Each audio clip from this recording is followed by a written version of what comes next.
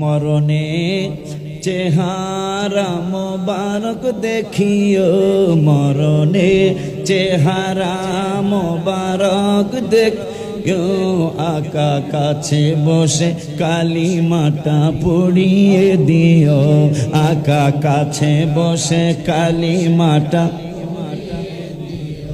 আমি অসুস্থ হওয়ার পরে বুঝছি যে আমি বেশি দিন বাঁচবো না। এই যে গত সফরে বাবাও ছিল, ইউসুফ মাওলানা ইউসুফও ছিল। আমি হুইলচেয়ারের মধ্যে যাওয়া আসা করতে, প্রতিযোগিতা আমি হারি নাই। 40 ওয়াক্ত নামাজ জামাতে পড়তে হবে, আমিও 40 ওয়াক্ত নামাজ জামাতেই পড়েছি, হুইলচেয়ার দিয়ে গায়া। আমি কইছি তোগুলোকে প্রতিযোগিতা লেগে গেলাম, হাঁটতে পারতেছি না। কিন্তু রওজা মোবারকের গম্বুজ মোবারকের দিকে তাকায় বললাম, নবীজিকে মনে হয় আমি আর বেশি দিন বাঁচবো না। আমি যদি নাই বাঁচি, চলেই যদি যাই, তা আমার ইন্তেকালের সময় কিন্তু আপনি একটু থাকবেন কাছে, আপনি কাছে বসে আমাকে কালেমাটা আপনি নিজে পড়ায় দিবেন। ওই গজলটাই লেখছি, কি জানো, মরণে চেহারা মোবারক দেখিও, মরণে চেহারা মোবারক, কাকা কাছে বসে কালিমাটা পড়িয়ে দিও, আকা কাছে বসে, মারহাবা, ও আকা কাছে বসে কালিমাটা,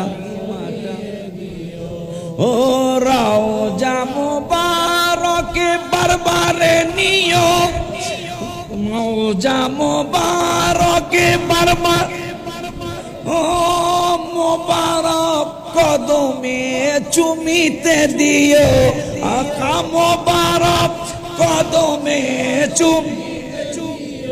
ও রুহুটা বের হতে হাসিটা দিও, আকা রুহুটা বের হতে হাসি দিও, তোমার মোবারক হাত আমার কপালে, তোমার মোবারক হাত আমার কপালে, ও মরণে চেহারা মোবারক দেখিও, আকা মরণে চেহারা মোবারক দেখিও, আকা কাছে বসে কালিমাটা পড়ি, ও আকা কাছে বসে কালিমাটা,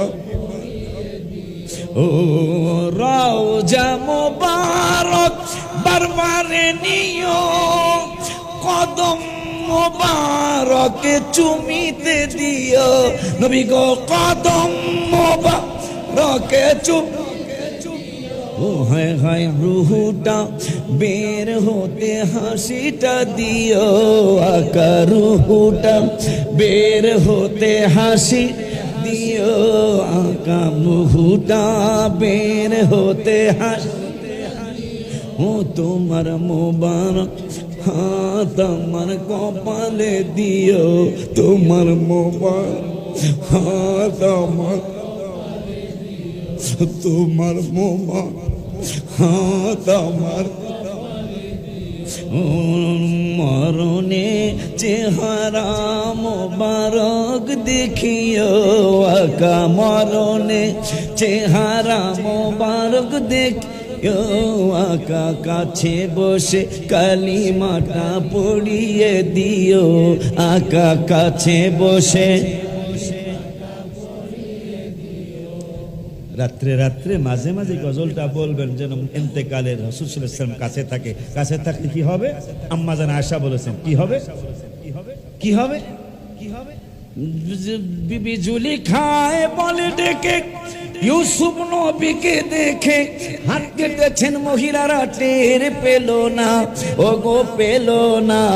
মা আয়েশা ডেকে কয়, মোর নবীর যদি দেখা হয়, মা আয়েশা ডেকে কয়, মোর নবীর যদি কলিজা কাটলেও টের পাবি না। মারহাবা।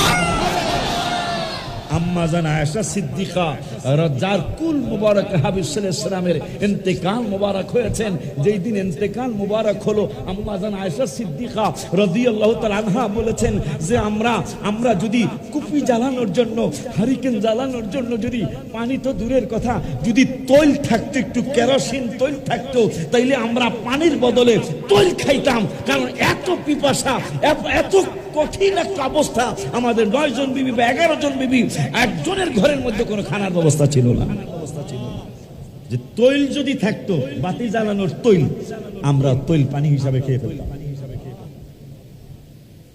সে অবস্থায় হাবিব সাল্লাল্লাহু আলাইহি ওয়াসাল্লামের স্ত্রী আমাদের মা আম্মা জান আয়েশা সিদ্দিকা রাদিয়াল্লাহু তাআলা আনহা বলেন, আমার কুল মুবারকে রাসূল সাল্লাল্লাহু আলাইহি ওয়াসাল্লাম বিদায় নিয়েছেন। মারহাবা বলবেন না?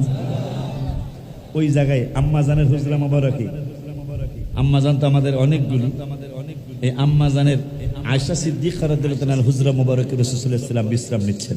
মারহাবা বলবেন না?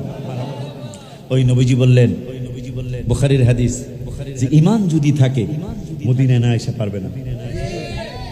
এরকম বহু হাজী সাহেব, বহু বলা ঠিক হবে না, কিছু মিনিমাম হাজী তারা মক্কায় যায়, আরাফাতে যায়, মদিনা শরীফার যাইব কেমনে? ইমানে কথা কয় না কা, ইমানে গন্ডগোল, ইমানের গন্ডগোল দেখা পারে না। এই 14 তারিখ দিবাগত রাত্রে আমার ঘুম ধরতেছে না, 15 তারিখ দিবাগত রাত্রে ঈদে মিলাদুন নবী মাহফিল আমার, তখন আমি ঘুম যেহেতু ধরে না, কি করবো, তো নবীর লোক একটু প্রেম করি। মারহাবা বলেন। পরে রাসূলের সাথে প্রেম করতে যায় আমি একটা গজল লিখছি, ঈদে মিলাদুন নবীর গজল, কইতাম কথা কয় না, কইতাম। এই যে 14 তারিখ দিবাগত রাতে 2:30টার সময় আমি লিখছি, ঈদে মিলাদুন নবী এসেছে, ঈদে মিলাদে মুমিন খুশিতে জুলুস করতেছে, মুমিন খুশিতে করেননি আপনারা? করবেন। কত মিছিল হইতাছে, কেউ বেদাত কয় না। নবীজির শুভাগমনের মিছিল করলে বেদাত কয়। এই দুঃখ রাখবেন কই? কত মিছিল মিটিং আওয়ামী লীগের হয়, বিএনপির হয়, ইসলামী শাসনতন্ত্র আন্দোলনের হয়, জামাত ইসলামের হয়, ঐক্য জোটের হয়, নেজাম ইসলামের হয়, খেলাফত মজলিসের হয়, কথা কয় না? হ্যাঁ, কত মিছিল মিটিং হইতাছে, কোনো বেদাতের নাম গন্ধ নাই। অথচ যিনি না হইলে মিছিল মিটিং কিচ্ছু হইতো না।